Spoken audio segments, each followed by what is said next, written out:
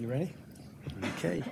Good morning, Happy New Year, and welcome to the January 2019 meeting of the New York City Campaign Finance Board. The first item on our agenda is the approval of the minutes from October 11th, 2018. I move their approval. Is there a second? Second. All those in favor? Aye. Aye. Opposed? Abstention? The motion carries. The next item on the agenda is the report of the chair.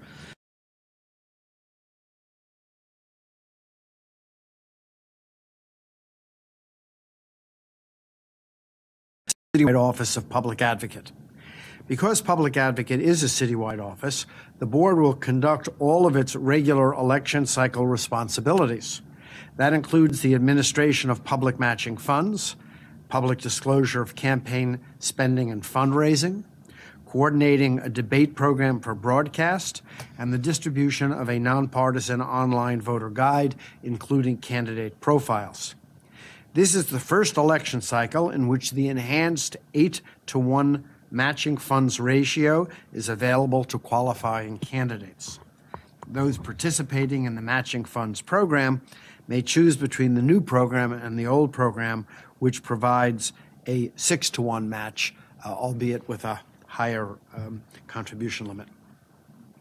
The first campaign finance disclosure statements were due from the special election candidates on Tuesday. That was also the deadline for the second filing in the 2021 citywide elections.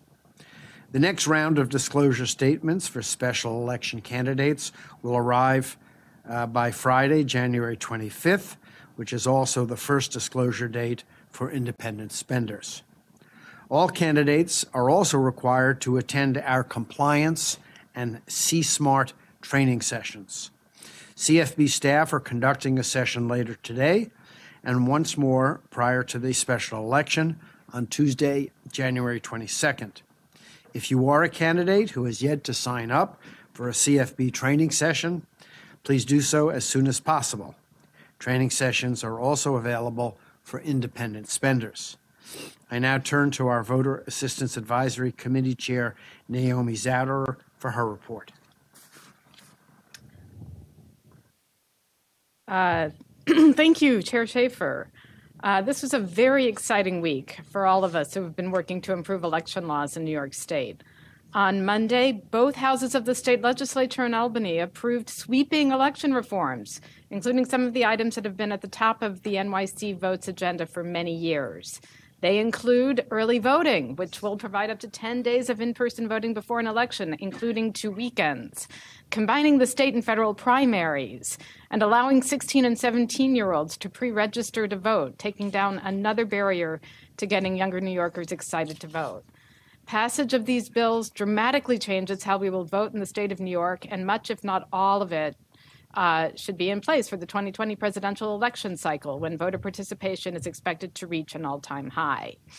As I mentioned, NYC Votes as an organization has been pushing for these changes for many years, fulfilling its mandate to increase voter participation by serving as an advocate for reforms that will improve the voting experience. Monday's victory was a result of that work and the work of our many partners like Dominicanos USA, Citizens Union, Generation Z, the Latino Leadership Institute, the NAACP, the CUNY University Student Senate, and many other partners who helped over the years. But I want to single out 2 individuals who had a big impact in this area. Art Chang was the first chair of the Voter Assistance Advisory Committee. Art brought deep knowledge of technology to his work as VAC chair and an even deeper passion for voting reform. Art believes that the technology to bring voter registration out of the pen and paper era and into the 21st century is at our fingertips. The second person I want to highlight is Onita Coward-Mayers, who served as the CFB's Director of Voter Assistance up until the end of 2018. Onita dedicated years of her life to helping New Yorkers vote. She was the driving force behind so many initiatives like the Video Voter Guide and the Vote Better New York campaign that brought busloads of everyday New Yorkers to Albany each year to lobby for voting changes. I believe that the reforms passed on Monday would not have been possible without the work put in over many years by Art, Onita, and all of the NYC Votes staff. The work is not done, however. Some reforms passed this week, like automatic voter registration, require a constitutional amendment, which means we have a few more years of work ahead of us. And as a new report that the Voter Assistance Advisory Committee and NYC Votes issued earlier this month stated, there are still areas to improve. One top issue that I think should be addressed is legislation to restore voting rights to parolees. This was done last year by executive order by Governor Cuomo, but we need legislation to finish the job. Many of the 14 legislative recommendations covered in the report were topics that came up in testimony from citizens in December at our annual hearing. Citizen advocacy is important, and those who pushed for these bills deserve credit in bringing about one of the most wide-ranging expansions of voting rights in New York history. On behalf of the Voter Assistance Advisory Committee, we thank you all for your hard work. Looking ahead, we have a fast-approaching special election on February 26th, and the board's Voter Assistance Advisory Committee is dedicated to making sure there are reliable, nonpartisan resources available to help voters vet each candidate and identify the one that will best represent their values. Our staff are currently assembling an online voter guide that will include profile information and video statements from each of the candidates. The board is also in the process of securing sponsors for the debates program, which will allow voters to watch the candidates discuss the issues facing everyday New Yorkers. Please keep watching NYC Votes for more information about the Public Advocate special election. And with that, I will turn to our Executive Director, Amy Loprest, for her report. Thank you. So as both the chair and the chair of the Voter Assistance Advisory Committee mentioned, there is a special election for public advocate. 23 candidates submitted petitions to be on the ballot for that race. We had a filing earlier this week from those candidates, and I am pleased to announce that this was the first election that candidates had a choice between the higher matching funds and lower contribution limits, or the old system of, higher contribution limits and a lower matching rate. And the vast majority of the candidates in this special election chose to participate in the new program with the higher matching funds and the lower contribution rates, which was passed into law for this special election by the council earlier this year, or at the end of last year, but passed by the voters overwhelmingly for the 2021 elections in the fall. So it's a great reform that the board advocated for to enhance the value of public funds and then enhance the value of small donations in our city elections. So I'm happy to report that the vast majority of candidates have elected to be in that program. Thank you. Ordinarily at this time we vote to go into deliberations, but the matters we have before us today are uncontested, and the board members have deliberated it in advance, so we're going to remain with you. Before turning to the issue of penalties and payments, however, I would like to announce that the following city council candidates from the 2017 elections have completed the post-election audit process without any violations and penalties assessed by the Campaign Finance Board.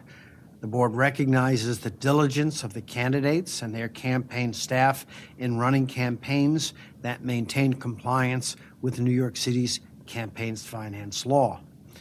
Those city council candidates were Andrew Cohen, Daniel Drome, Yoni Heikend, Benny Itira, Stephen Levin, Israel Martinez, Stephen Mateo, Jimmy McMillan, and Michael Penrose.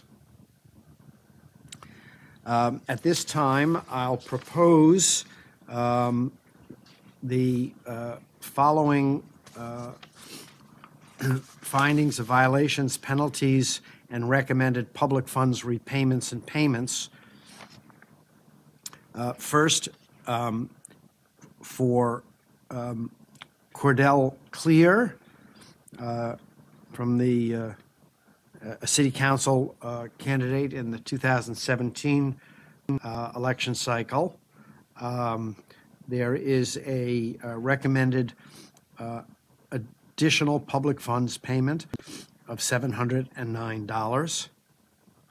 Next, Brad Lander, a city council candidate from the 2017 election cycle, a finding of the following violations with the following recommended penalties. 1, failing to disclose a merchant account used in furtherance of the campaign, a recommended penalty of $100. 2, failing to provide bank statements, a recommended penalty of $200. 3rd, failing to report transactions, a recommended penalty of $60. 4, accepting over-the-limit contributions, a recommended penalty of $1,501. 5, accepting a contribution from an unregistered political committee, a recommended penalty of $750, for total recommended penalties of $2,611. Next, Mark Levine, also a city council candidate from the 2017 election cycle. The following alleged violations and recommended penalties. 1, failing to provide bank statements with a recommended penalty of $150. 2, failing to demonstrate compliance with cash receipts reporting and documentation requirements with a recommended penalty of $278. 3, accepting over-the-limit contributions, recommended penalty of $375 for total recommended penalties of $803.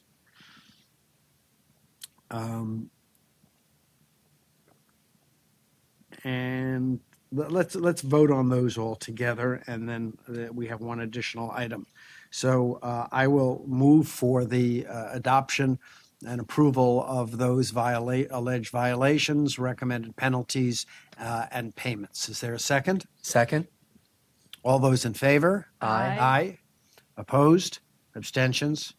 That motion carries. And then, how shall I describe this? So there's a penalty for an independent spender in the 2018 election. The independent spender it has an odd name. Vote no on 2 and 3, which is I was wondering what that was. but that's the name of the spender. That's the name of the spender. Yes. Thank you for that Okay. clarification. There is a recommended violation or an alleged violation of failure to file with a recommended penalty of $250. I'll move the approval of that finding and penalty. Is there a second? Second. All those in favor? Aye. Aye. Opposed? Abstentions? The motion carries. At this time, I will move that we go into executive session. Sorry. Before that, I make a motion. We periodically provide a delegation to the chair of the board to approve certain payments that come up on short notice without the ability or time for the board to meet. So we will. I will move for that delegation until. Well, let me read the delegation. Thank you. This would be a delegation as follows. The Campaign Finance Board hereby delegates authority to the chair of the board or his designee to act on behalf of the board to make determinations regarding payments to candidates when the board is unable to convene a meeting, subject to ratification of such payment at the next board meeting. This delegation is effective immediately and will remain in effect unless and until revoked or modified by the board, and until so revoked or modified shall also authorize successors as chair of the board to act in accordance with the terms and conditions set forth herein. So I will move the approval of that delegation. Is there a second? All those in favor? Aye. Opposed? Abstentions? The motion carries. And finally, I will move that we go into executive session, and thereafter, since we have no matters to report back in open meeting on, adjourn. Is there a second to that motion? Second. All those in favor? Aye. Aye.